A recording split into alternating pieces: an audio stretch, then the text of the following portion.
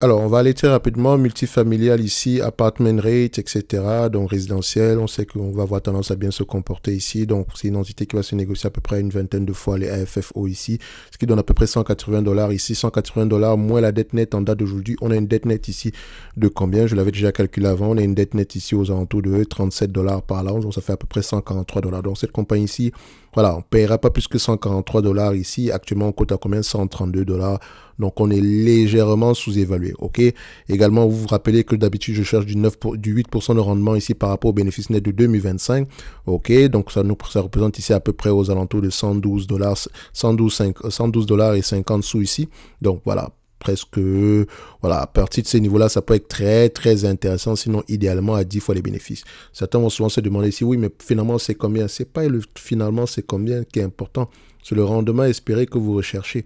Moi, je recherche quelque chose supérieur à 8, avec un rendement sur AFFO au moins de 8%. Et encore, je me réserve le droit de prendre du 10% dépendamment de la qualité des actifs. OK, il faut encore également prendre la croissance derrière. Donc, ce n'est pas trop le chiffre précis qu'il faut rechercher. Pensez en termes de rendement. Donc, ce qu'on fait ici, c'est juste pour à peu près avoir une idée générale de quel type d'entreprise on a ici, quel type de questions on va aller poser.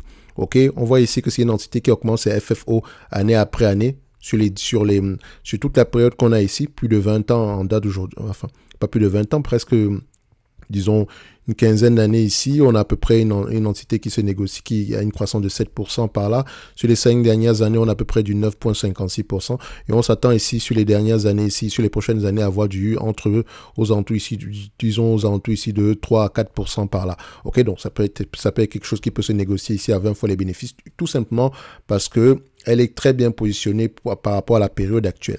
OK, donc ici, quelqu'un qui achèterait du Mid-America au prix actuel, c'est juste pour le rendement.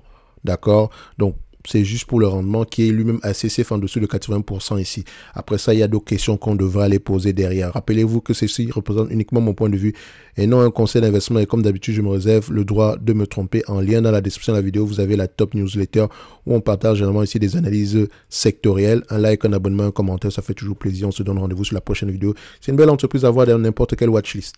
Merci.